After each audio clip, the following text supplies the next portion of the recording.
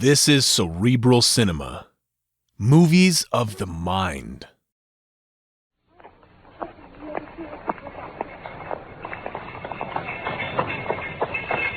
Shabby! Capital, my dear Watson. Let us return to our humble abode. 221B Baker Street, please, Cabby. From London, we present The Second Stain, a play for radio by Michael Hardwick, based on the short story by Sir Arthur Conan Doyle. The Second Stain. The reason why I have not hitherto included the adventure of the second stain in these chronicles of the cases in Mr. Sherlock Holmes lies in the nature of the affair itself. In fact, it was only upon my representing to him that I promised my public that it should someday hear the account that he recently gave his consent. But he stipulates that my narrative must be a carefully guarded one. And if in presenting it I seem to be somewhat vague in certain details, then pray be assured that there is an excellent reason for my reticence. Pray come in, gentlemen. Thank you. May I present my friend and colleague, Dr. Watson? Sir? Yeah, your servant, gentlemen. If you will sit here, Lord Bellinger. Sure. And you here, Mr. Hope. Thank you. Mr. Holmes, I shall come straight to the point. If you please. I discovered my loss at 8 o'clock this morning. I at once informed the Prime Minister, and it was at his suggestion that we have both come straight to you. In the strictest confidence, let me make it plain. Rest assured, Prime Minister. May I ask if the police have been informed? No, sir. Nor shall they be. Indeed. To inform the police must in the long run mean to inform the public. I understand. Now, Mr. Hope, you speak of this as your loss. I should be much obliged if you would tell me exactly what has occurred. I can do that in a very few words. The letter was from a foreign potentate. It was received 6 days ago, and was of such importance that I have never left it in my office safe, but have taken it each evening across to my house in Whitehall Terrace, where I have kept it hidden in my bedroom in a locked dispatch box. Yes? It was there last night, of that I am certain. This morning, it was gone. I am a light sleeper, and so is my wife. We are both prepared to swear that no one could have entered our room during the night. And yet, I repeat, the paper is gone. Was the dispatch box unguarded at any time during the evening? For several hours between my arriving home and going to bed. Oh. But I was in the house all the time. My wife was at the theater. No one could have had access to the room except our servants. They are both completely trustworthy. I see. In any case, they could have had no inkling that the box contained anything of undue importance. Did your wife know about it? Certainly not. Yes, but could she have guessed? No, she could not. Have you lost any documents before? Never. Very well. You've told me who in England knows of this letter's existence. Now, who could know of it abroad? No one, save the man who wrote it. No one? We understand that he did not employ the usual official channels, even to the exclusion of his ministers. I see. Then next I must ask you more particularly what this document is. That is a state secret of the utmost importance. I fear that we cannot tell you more. Gentlemen, you are two of the most busy men in the country, and in my own small way, I also have a good many calls upon me. I regret exceedingly that I cannot help you in the matter. Mr. Holmes, sir, I'm not accustomed to being treated in this way. I'm sorry, sir. I suppose we must accept your terms. It is unreasonable to expect you to act unless we give you our entire confidence. Just so, Lord Bellinger. The letter, then, is from a foreign potentate who has been ruffled by certain colonial developments in this country. It has been written hurriedly and entirely upon his own responsibility. It is couched in so unfortunate a manner, with certain phrases of so provocative a character, his publication would undoubtedly lead to a ferment of feeling in this country. Really? I do not hesitate to say that within a week of its publication, we should be impelled into war. Need I say more than that, Mr. Holmes? No, sir. Have you informed the sender of its loss? By cipher telegram. We believe that already he regrets having written it, and is just as concerned that it should never be published as we are. This being so, in whose interest is it that the letter should come out? Who would wish to steal and publish it? There, Mr. Holmes, you take me to regions of high international politics. Then we can assume that at this very moment the letter is probably speeding on its way to one of the chancelleries of Europe as fast as steam can take it. Precisely. Oh, no. My dear Hope, no one can blame you. Now, Mr. Holmes, what course do you recommend? You think, sir, that unless this letter is recovered, there will be war? I think it is very probable. Then, sir, prepare for war. What? That is grave counsel, Mr. Holmes. Are there no inquiries you can make? There are a few, Lord Bellinger. Then come along, Hope. You'll let us know of any development during the day, Mr. Holmes. I shall, sir. Good day, gentlemen. Allow me, sir. Thank you. Good day. Good day. By Jove, Holmes, I don't like the sound of this. On the brink of war? The situation is desperate, Watson, but not hopeless. Have you an idea, then? Yes. I believe the letter was taken by someone in the house. But how... Acting on behalf of some foreign agent who by some means had come to know of its existence. Oh, a spy. Exactly. Well, even if you're right, it isn't going to help you much. As you said, the letter would have been passed on straight away. How could you hope to get it back? Unless I'm mistaken, the man behind this will prove to be one of that handful of international agents in London whose names are tolerably familiar to me. I will begin by going round and finding if each of them is still here. If one is missing, especially if he has disappeared since last night, we will have some indication as to where the document has gone. But what can you hope to do then? If it's on the market, I'll buy it, even if it means another penny on the income tax. With these fellows, it's money that counts. I have the British Treasury behind me. Yes, of course. Yes. Now let me see. Yes, there are only 3 secret agents capable of playing so bold a game as this. Oberstein, La Rothiere, and Eduardo Lucas. Just a minute, Holmes. Eduardo Lucas? Yes? Do you know them? Well, I didn't until I read my paper this morning. What? Here, you'd better listen to this. Now, where... here we are. A crime of a mysterious character was committed last night at 16 Godolphin Street, Westminster, the home of Mr. Eduardo Lucas, well known in society circles and regarded as one of the country's best amateur tenors. Oh, go on, Watson, go on. Oh, sorry. At 1:45, Police Constable Barrett, observing that the front door was ajar, knocked, but could gain no reply. Entering the house, he found a state of wild disorder with furniture and objects scattered and overturned. In the middle of the floor lay Mr. Eduardo Lucas. What? He had been stabbed to the heart and must have died instantly. Oh, my soul, Watson. Is there any more? Well, only to say that robbery didn't seem to be the motive. Amazing coincidence, eh, Holmes? A coincidence? Here is one of 3 men whom we had named as possible actors in this drama, and he meets a violent death during the very hours when we know that drama was being enacted. No, my dear Watson, the odds against coincidence are too enormous for figures to express. You think the events are connected? Precisely. And it's for us to find the connection. But what hope is there of secrecy now that the police are involved? The police know about Godolphin Street. They know and shall know nothing of Whitehall Terrace. We must be on our guard, Watson. That is all.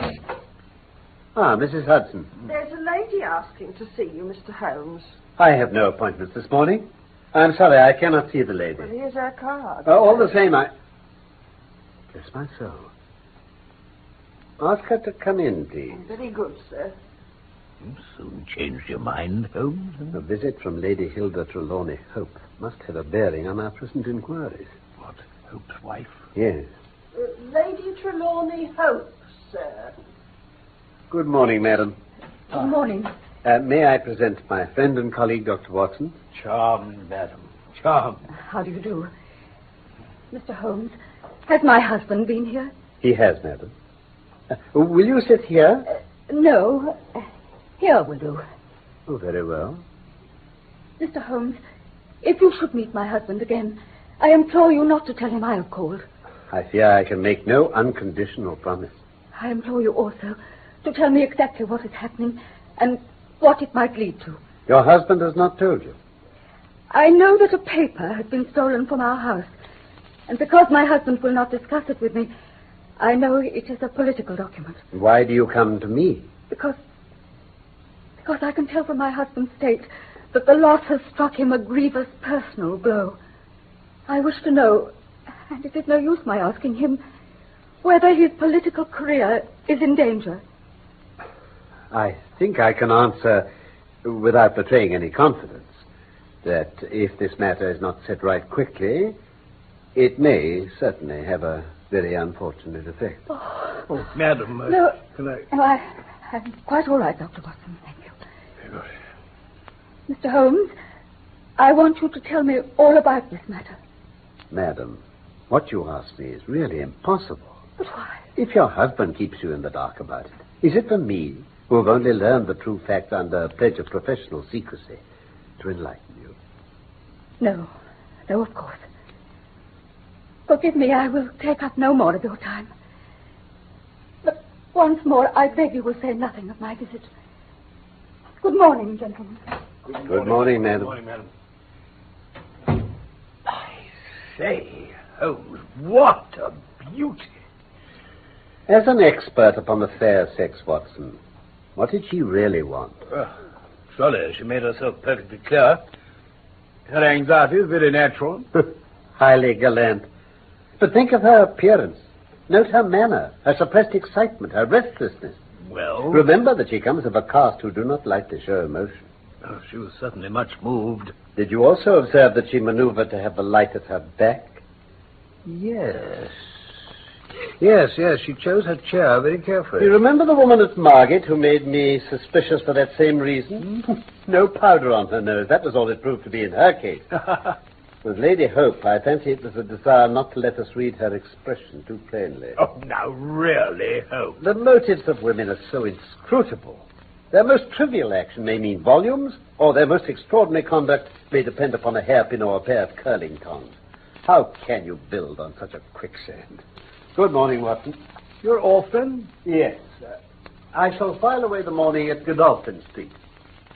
With Eduardo Lucas lies the solution of our problem. Now, you stay on guard and receive any fresh visitors. I'll join you at lunch, if I may. For the next 3 days, Holmes remained in a taciturn mood. He ran out and ran in, smoked incessantly, played snatches on his violin, sank into reveries, devoured sandwiches at irregular hours, and hardly answered the casual questions I put to him. He would say nothing about the case, and it was from the newspapers that I learned that Eduardo Lucas's valet had been suspected of his murder. However, a sensational occurrence led to his release. I managed to secure sufficient of Holmes's attention to read him the newspaper account. Oh, well, let me hear it, Watson. A report has been received from the Parisian police that a woman known as Madame Henri Fournay had suddenly become insane only a few days after returning from a visit to London. Inquiries in London disclosed that a woman of the same description had attracted attention at Charing Cross Station by the wildness of her appearance and manner. It now transpires that she had recently discovered that her husband maintained a bachelor establishment in London, in Godolphin Street, Westminster, under the name of Eduardo Lucas. A few hours after Madame Fournay's hasty return to Paris, her husband's murdered body was discovered in his London rooms. French doctors hold out no hopes of being able to restore the woman's reason, and it is generally thought that she may have committed the murder in the grip of jealous frenzy. Well, there, Holmes, what do you think of that? Lucas's death is a mere incident. A trivial episode compared with our real task, which is to trace this document and save a European catastrophe. About which you haven't seen fit to utter a blessed word to me these 3 days. My dear Watson, you are the most long-suffering of fellows. But the only important thing that has happened is that nothing has happened.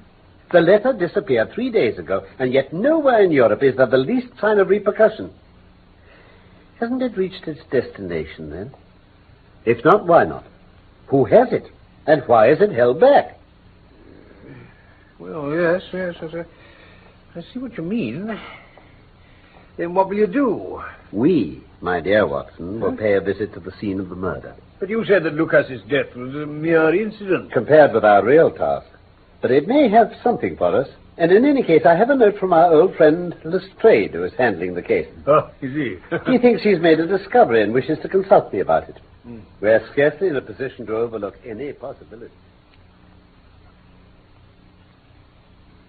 Yes, Mr. Holmes, there's only one possible explanation, and that's the one they've come up with in Paris. Lucas was leading a double life. His wife found out, came over from France and traced his establishment here. One thing led to another, and she finished that by stabbing him. Then when she realized what she'd done, it proved too much for her mind. I can't help feeling sorry for the woman. You seem to have it all very clear, Lestrade. Then why send for me? It's a mere detail, I admit, and can't have anything to do with anything, but I thought it was one of those odd little things that appeal to your fancy. You intrigue me. Yeah, I thought so. Well, now this is the room where Lucas was murdered, right? So you inform us. Therefore, ever since the discovery of the crime, there's been one of my men on duty in here, night and day, and nothing's been allowed to be touched or moved. Now, you see this loose rug here, not fastened down anywhere? Yes, Inspector. I was having a final hunt round this morning, and I had occasion to lift it. Yes? Like this. What? Heavily blood-stained on top.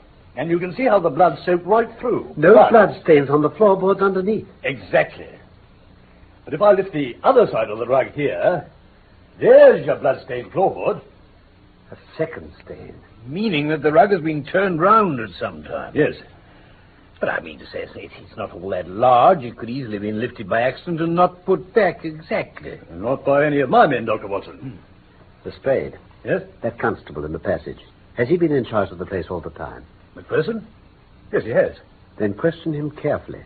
Don't do it in front of us. Speak to him outside while we wait here. Yeah? You'll be more likely to get a confession out of him alone. Confession? But what about? Ask him how he dared to admit unauthorized people and leave them alone in this room. Don't ask him if he's done it. Take it for granted. Press him. Do you understand? If anything like that's happened, I'll have it out of him. Constable McPherson, I want a few words with you. You better mind how you answer me. Now, Watson, now. Pull back that rug. Right, Holmes. There must be. Yes. But where? What are you looking for? A cavity in these floorboards. I see. There has to be one, Watson. Confound it. Where's my knife? Got it? There may not be time to... Here we are. I knew it. A cavity. What's in it? Is it the letter? Oh, curse it, it's empty. Holmes, then... Quick, Watson, quick. Get everything back in place before Lestrade comes in. There may still be hope. Right. That's it. Good. Just in time. I can hear him. Come in here, McPherson. I want these two gentlemen to witness what you've just told me before I put it into my report. She wanted to see where the crime was done. She'd read about it in the papers. She was a very respectable young woman, sir. I saw no harm in letting her have a peep. But when she saw that mark on the rug, she fell down in a faint. One of the oldest tricks in the business. Well, I ran round the corner to the ivy plant to get some brandy for her. I wasn't gone about 5 minutes. And believe it or not, Mr. Holmes, when he got back, she'd recovered and gone. Oh, I'm very sorry, sir. Constable, this young woman, can you describe her for us? Well, she was pretty, sir. Yes. Handsome, sir.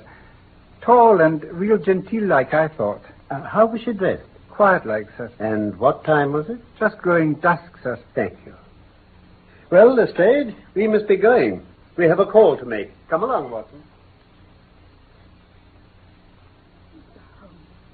This is most unfair and ungenerous of you. After I had made it quite clear that I wished to keep my visit to you a secret. By coming here now, you have compromised that secrecy. Unfortunately, madam, I had no possible alternative. I have been commissioned to recover this immensely important document. So I must ask you to be kind enough to place it in my hands. You insult me. Come, madam, it is useless. Give up the letter. No, do not ring for your butler. If you do, then all my efforts to avoid a scandal will be frustrated. If you will give up the letter and work with me, all will be set right. If you work against me, I must expose you. You are trying to frighten me. It is not a very manly thing to come here and browbeat a woman. Pray sit down, madam. I give you 5 minutes, Mr. Holmes. Come, Lady Hilda. I have no desire to bring trouble to you. My duty ends when I have returned the lost letter to your husband. I tell you again, you are under some absurd illusion. I'm sorry for you, madam. I've done my best for you. Come, Watson. We must go at once to Mr. Trelawney Hope's office. Very well, Holmes. Mr. Holmes, Madam?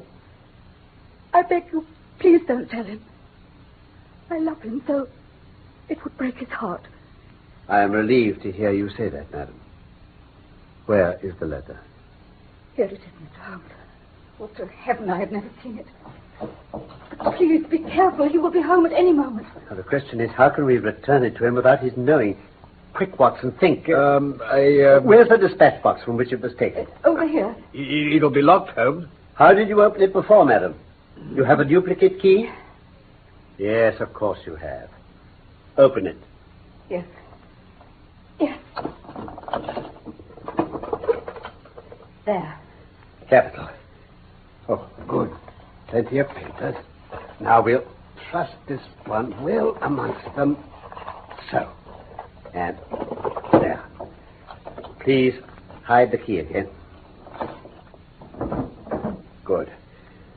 Now, Lady Hilda, I'm going far to shield you. In return, you will spend the time until your husband arrives in telling me frankly the meaning of this extraordinary affair. I will. But you must believe me, please, that there is no woman in London who loves her husband as I do. I could never have done what I did if I had not been forced. Quickly, madam. It all springs from an indiscreet letter I wrote before my marriage. Somehow it passed into the hands of this man, Lucas. He lost no time in informing me and convincing me how it could be used to destroy my husband's confidence and trust in me. He blackmailed you with it? He said that he would return my letter if I would procure for him a certain letter which some informant in my husband's office had told him would be contained in that dispatch box. He assured me that no harm could come to my husband as a result of its loss. Oh, put yourself in my position, Mr. Holmes. What was I to do? Take your husband into your confidence. Oh, it is easy to say that.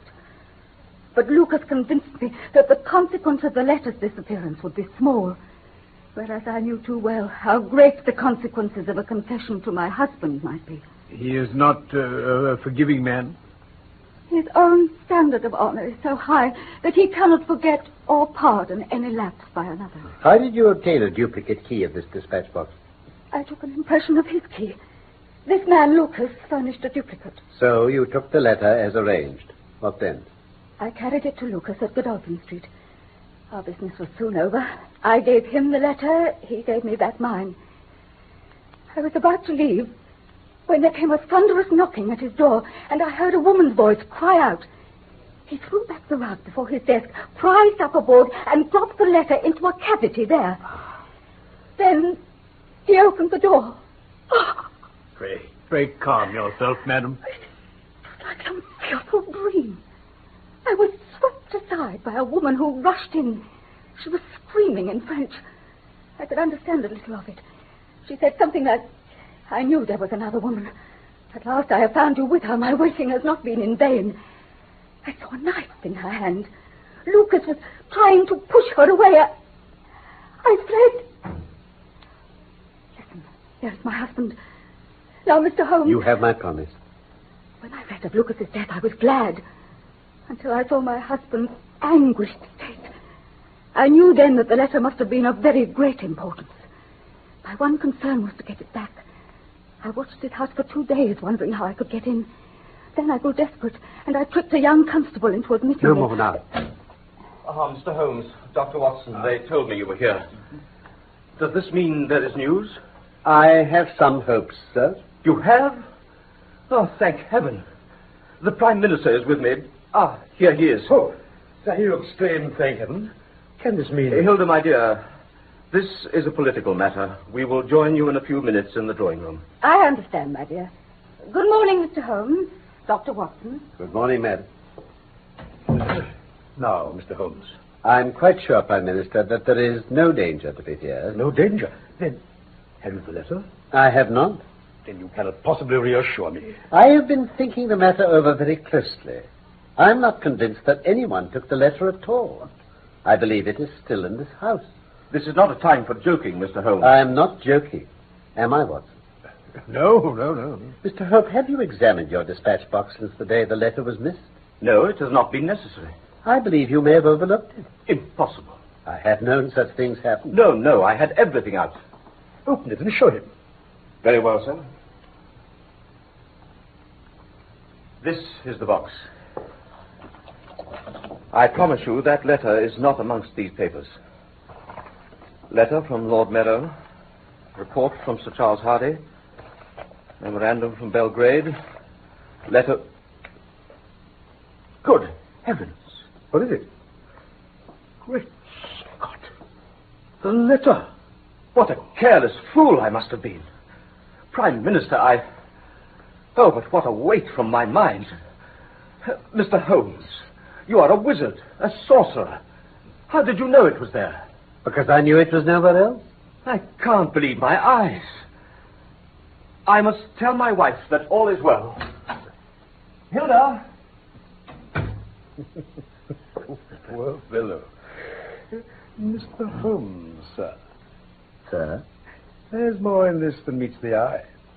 Prime Minister, we also have our diplomatic secrets. Eh, Watson?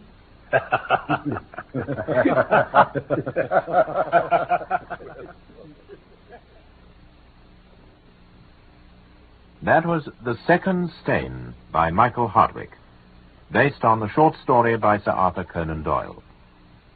Sherlock Holmes was played by Carlton Hobbs and Dr. Watson by Norman Shelley. Production for the BBC was by Martin C. Webster. Cerebral Cinema hopes you have enjoyed this movie of the mind.